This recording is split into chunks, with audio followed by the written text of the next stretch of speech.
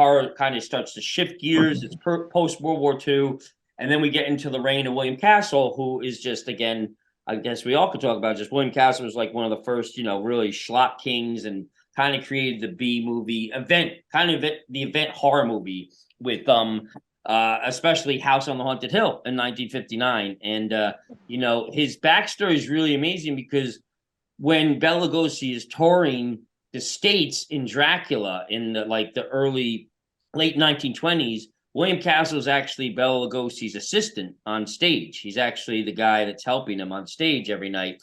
And so William Castle gets to start doing that. And then he moves to Hollywood, and then that's where he starts to make movies. And I think I don't know if it was Darryl Zanuck, but he assisted some very famous mogul. And that's where he started to making horror movies. And again, it's like the 50s or so is 1959 or so is, the big hit with House on Haunted Hill with Vincent Price. And they film it up in Los Feliz, in the same house where they shot Buffy the Vampire Slayer. And also designed by, I think it's actually Frank Lloyd Wright's son.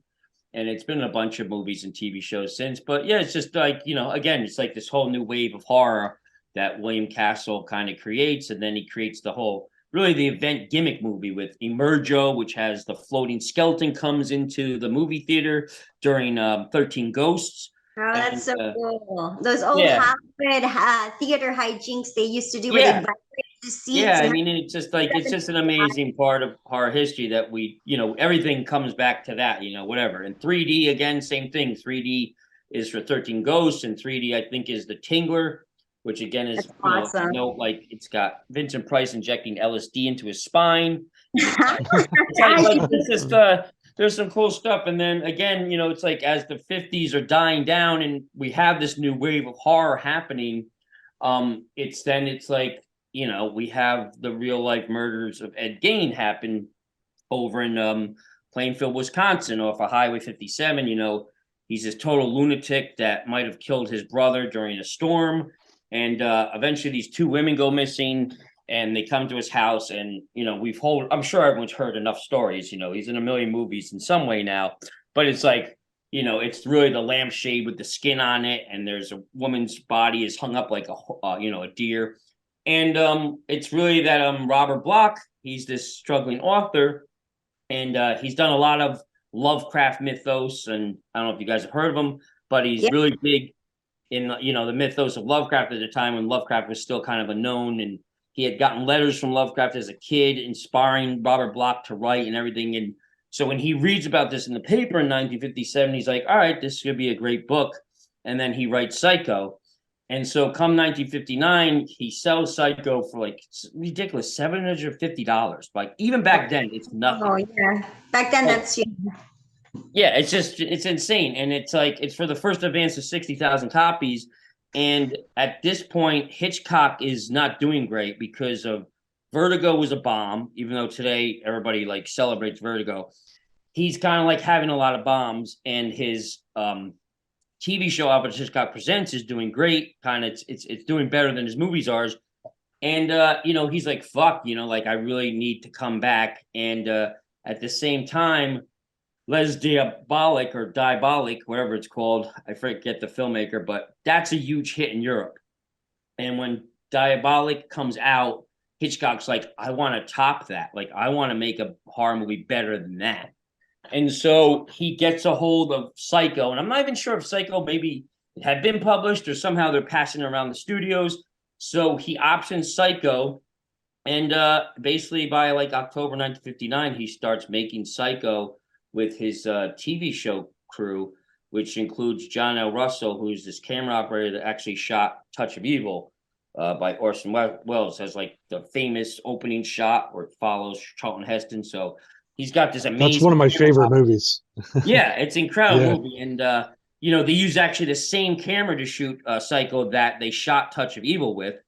Wow, that's cool. Yeah, it's crazy. And then they build the Psycho set on the Laramie Street set, which is still there, obviously, on Universal Studios, and it's made for $15,000.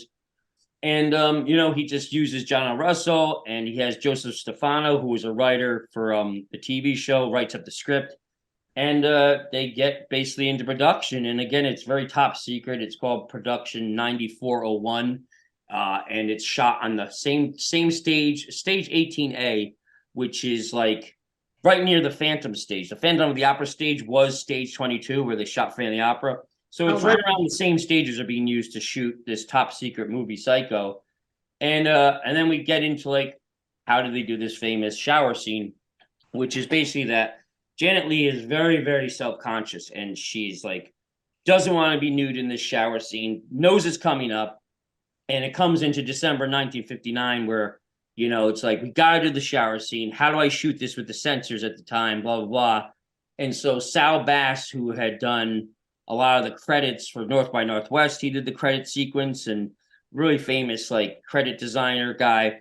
He actually builds like a dummy to be like a prop dummy version of a Marion Crane. And they actually shoot stuff trying to see if they could do it with a dummy. Like they just show Janet Leigh's head and the rest is a dummy. And it just fails miserably. So did they actually use a body double? Is that what they ended up doing? They're not even there yet. See, that's the thing. So they're still actually just at the stage where they know Janet Leigh won't do it full nude or anything. And they're like, all right, let's do a mannequin and build a fake dummy. And so they actually shoot that stuff, which I wonder if there's even footage that exists still today of it. But that fails miserable. And so then they start thinking of using Myra Davis, who is Janet Leigh's stand-in. And she, I guess, doesn't really want to do it. And I guess somewhere along the line, somebody's got, connections to like the Playboy community and centerfold community. And so somebody calls Mario Caselli, who's a photographer for Playboy. And while he's doing a whole centerfold shoot for Marley Renfro, she's this hot 23-year-old redheaded model that's in a lot of Playboys, whatever. And he gets a call saying, hey, this production, production 9401 is looking for someone to be topless or nude. And he's basically like, Marley, you want to do the job? And nobody knows anything about it. Nobody knows what's going on. They don't know Hitchcock's involved. It's very top secret. And so she goes down in December 18th, 1959. She goes down to stage. She meets Janet Leigh and Hitchcock. And Janet Leigh's like, okay, let me see you naked. Like Janet Leigh's actually in the room. Like, I want to see you naked. It's really a weird thing. You don't hear that today at all. That's like I want to see you naked and see how you look. And I don't know. It's just she's got her own thing going where. So Marley Renfro gets naked for her and Hitchcock, and they both approve her. And not weird at all. Not weird at all.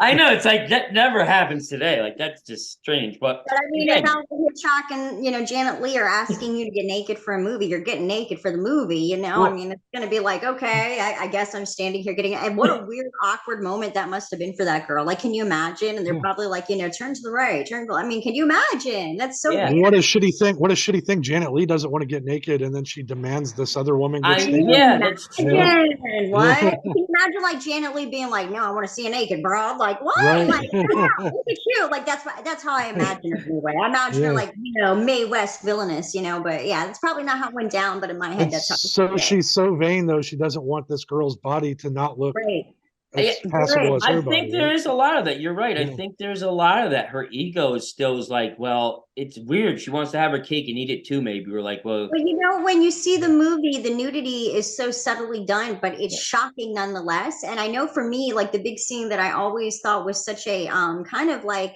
I don't know if it's done subtly or not, but it's kind of a penetration scene. But the knife, when he goes to her abdomen, hesitates for a moment before he plunges it in, and you see like her quivering belly before he like gouges her.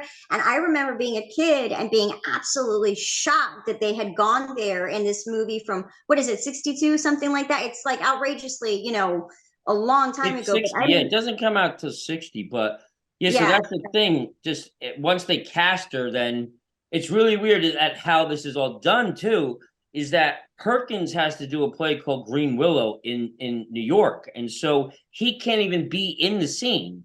Oh, wow. What's even more amazing about how ingenious Hitchcock is that he plans all this stuff out so perfectly that says, we're going to shoot the scene without even our lead actor. So they actually shot, it's December, I think the 23rd, 1959 is actually the day. It's a Tuesday, I think.